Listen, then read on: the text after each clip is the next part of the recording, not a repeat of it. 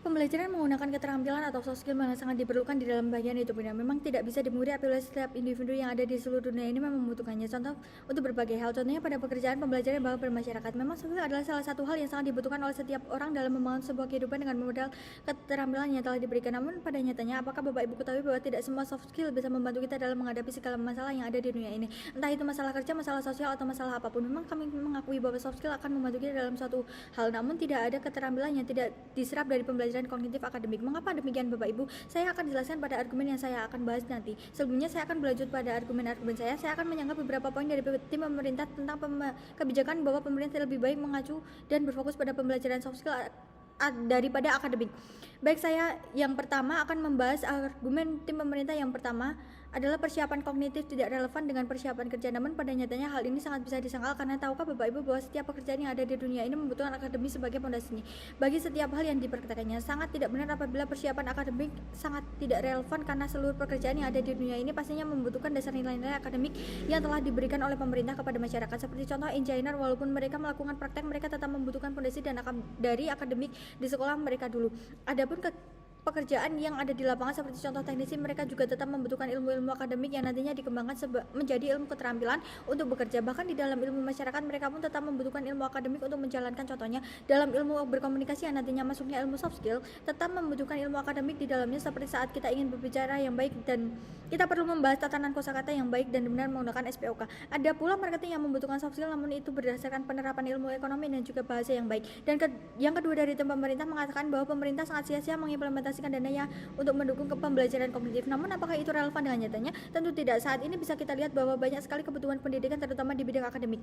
Pemerintah sudah memberikan beribu-ribu dananya, berjuta-juta dananya untuk mengimplementasikan hal untuk pendidikan. Namun pendapat dari tim pemerintah dapat disangkal karena sebetulnya permasalahan dari kesia-siaan ini adalah karena banyak korupsi dan juga penyelewengan dana atau birokrasi yang menyebabkan adanya kesia-siaan dalam alokasi dana pendidikan. Sehingga akan sama saja apabila ingin mengubah pemberian dana kepada pendidikan soft skill apabila korupsi tidak diatasi terlebih dahulu. Yang ketiga, kata pihak pemerintah bahwa orang yang tidak memiliki soft skill akan berdampak bagi mereka di kehidupan kerjanya. Namun pada nyatanya seperti yang sudah saya bilang pada pernyataan yang pertama bahwa setiap pekerjaan maupun pekerjaan lapangan atau pekerjaan yang tidak langsung terjun di lapangan pasti akan membutuhkan ilmu akademik untuk menjadi fondasi pada praktik kerja mereka. Bahkan ilmu sosial dan juga ilmu kemasyarakatan tetap membutuhkan dasar teori dan juga dasar materi dari ilmu akademik. Sehingga saya sangat tidak setuju apabila soft skill sangat perlu didahulukan daripada ilmu akademik. Menurut saya akan lebih baik dijalankan bersama dengan beberapa mekanisme yang dapat saya paparkan. Pemerintah dapat menyeimbangkan pembelajaran atau pendidikan dalam bidang akademik dan juga soft skill. Pemerintah dapat sama-sama memfasilitasi pembelajaran soft skill dan juga kognitif. Pemerintah dapat mensosialisasikan bahwa pembelajaran kognitif harus disamaratakan dengan pembelajaran soft skill, namun tidak mementingkan atau membuat soft skill jauh lebih baik di atasnya, karena pada dasarnya ilmu akademik adalah ilmu dasar dari semua hal. Mengapa hal ini sangat perlu dilakukan? Karena saat ini di seluruh dunia maupun di penjuru manapun pasti sangat dibatikan semuanya membutuhkan ilmu akademik yang baik untuk menjalankan segala aktivitas yang ada di bidang manapun. Entah mereka ibu rumah tangga atau siapapun, pasti mereka membutuhkan akademik di semua sisinya.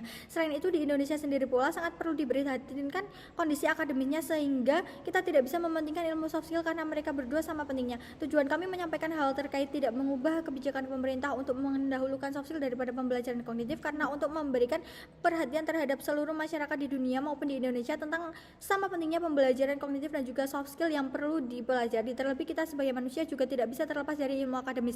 Saya akan memberikan tanggapan dan juga argumen dari beberapa sudut pandang dan juga beberapa poin, yaitu satu, seberapa penting ilmu akademik bagi manusia. Yang kedua, seberapa peduli pemerintah terhadap ilmu soft skill. Ketiga, bagaimana bila soft skill didahulukan daripada akademis. Yang keempat, sejauh mana ilmu akademis membangun sebuah negara dan memajukan negara. Yang pertama, argumen saya terhadap seberapa pentingnya ilmu akademik bagi manusia adalah seluruh manusia di penjuru dunia pasti sangat-sangat memerlukan akademik. Seperti contoh seorang ibu pun yang tidak bekerja sebagai apa-apa pastinya membutuhkan ilmu akademik untuk memberikan ilmu atau bekal kepada anaknya lewat treatment yang akan diberikan kepada sebuah buah hatinya. Karena pada dasarnya kita tahu Bapak Ibu, terlebih ibu-ibu, bahwa seorang ibu adalah background pertama dan juga pendidikan pertama bagi anak-anaknya kelak.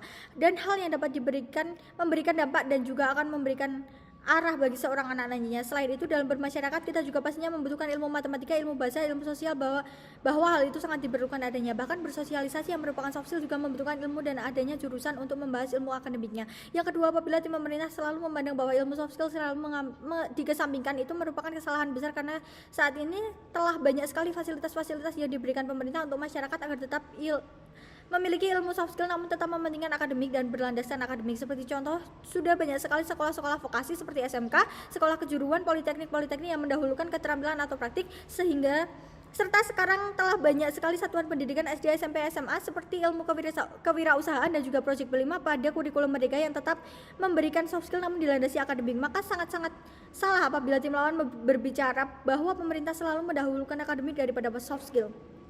Karena pada nyatanya soft skill juga tetap diberikan namun tetap mempertahankan dasar dari semuanya. Yang ketiga, bagaimana bila soft skill didahulukan daripada akademik? Hal ini tidak bisa dibenarkan karena tidak efektif bila didahulukan karena berbagai alasan seperti kita diketahui bahwa semua hal didasari dengan akademik. Bagaimana jika kita melakukan sesuatu bila kita tidak punya panduan teori yang dapat diterapkan kita dalam mengasah soft skill dimanapun itu? Bahkan sekolah vokasi pun yang mendahulukan keterampilan mengasah keterampilan tetap membutuhkan landasan teori yang ada. Contohnya sekolah vokasi farmasi apakah bisa mempraktikkan tanpa adanya landasan teori dari ilmu kimia dan juga biologi? Apakah politeknik bisa menjalankan tujuan apabila tidak menyisipkan materi-materi akademik di dalamnya? Tentu tidak, Bapak Ibu. Yang keempat, sejauh mana ilmu akademik membantu kita dalam memajukan negara?